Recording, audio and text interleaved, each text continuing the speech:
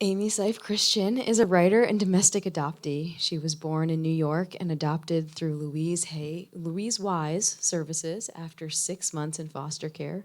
She teaches memoirs and creative nonfiction to help others reclaim their voices and identities through telling their stories.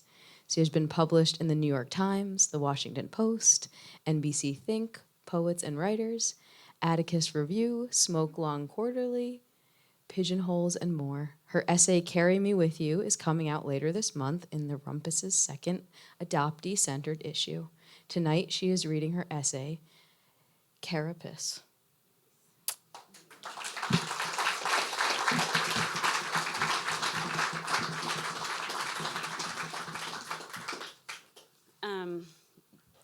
You need a little background on this. Thank you for that, Maya. So I met my biological mother when I was 26, and the reunion, as it is for some, would you say it's no after-school special? It got really good, it got really bad, it got really good, it got really bad. And just when it was really solidifying, she died very suddenly. And sometimes when things are really confusing for me, I write letters and then I write responses. Because that sort of works as a higher power for me. So that's what you need to know, that she has been, she died really suddenly at the age of 56, and this is a letter from her to me. And a carapace, if you don't know, is like a tortoiseshell. It's a protective covering. My darling daughter, I have a gift for you that will change your life. You think you're tough, you with your type A personality and your busy life and your job and your family and your big words and your lots of stuff, your scars. Well, you've been through some things, your tattoos, you make people think a thing or two, but that's all smoke and mirrors. You're all unpeeled. I know adoption did that to you. I didn't know it when I was alive because I was both adoptee and birth mother, but I've had some time to think and now I get it. You want people to know that your mother always loved you, don't you? It's so hard to stand there and admit as a 51-year-old mother of two that you still have this gaping hole in your heart where a mother's love should be. No one to call right away when a monumental occasion happens, no generations of family. But I'm here. I have always been here, just not in the way you might have wanted. I was 16 and a mess when I finally admitted I was pregnant. I want you to know I was in a rush to leave when you were born, but it was not because I did not love every bit of you. It was because I loved every bit of you, and that hurt every bit of me. I had just turned 17, and you know this. I had just graduated high school early because my mother made me double up on classes and walk through the halls of that awful suburban school where no one ever did anything bad, especially not John's girlfriend.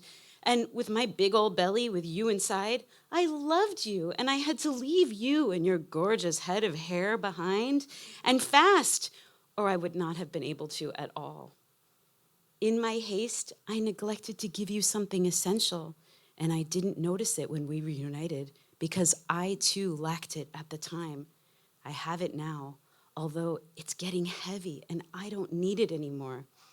You have written with some shame, it's okay, Aimee, I'm your mother and I read everything you write, about wanting something of mine.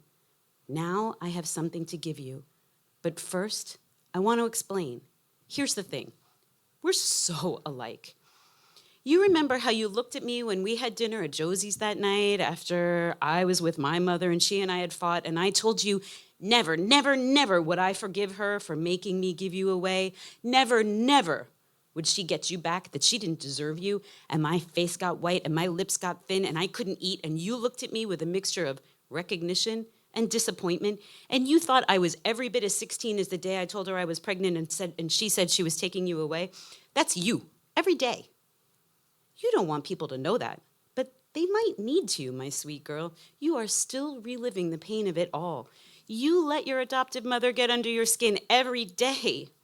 You are still resentful. You miss me. You are a live wire, twisting, coiling, stinging, active with emotion. But I'm too far away to soothe you. It's so hard to watch you and reach for your cheek, your arm, your back, and barely brush you with my hand and feel you as close as a whisper and yet a million miles away. My gift to you is my carapace. I made it myself up here. I became a bit of a craft nerd here, and I'm proud of my work. The shape of it changes according to need. The weight of your emotions is heavy, but you pretend you're all joy and wisdom. You are that, yes, but your stress is so cumbersome that it cuts into old wounds in your skin.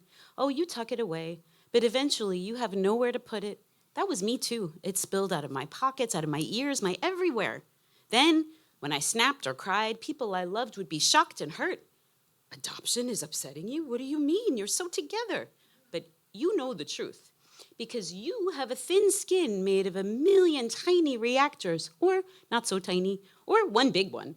Being an adoptee of a closed adoption, being someone's shameful secret, you are a cartoon cat with a villainous mouse tiptoeing behind him, picking up your tail and sticking it in a socket, or holding a lit bunch of dynamite under him, waiting for him to explode with a howl. You're always a half second away from jumping in every direction at the same time, blaming everyone around you because you can't find that fucking mouse, and feeling totally justified and making it everyone's fault but yours. How do I know? I know, because before I created my carapace, that was me too. It is shimmery and bejeweled and impenetrable. Aimee, it is what people see when they look at you. I want you to have it to feel, no, to be what they see. I place it upon you, around you.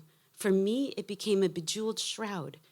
Wear it like the crown you so deserve, my daughter, and understand that I am sorry I gifted you so little other than my own adoptee's thin skin and outsized Achilles heel. But love them, honey, for they are part of you. And lift your head and wear your protective crown out in the world and feel your mother's love that was there since the moment you were conceived. It was there all along, and now nothing can break it.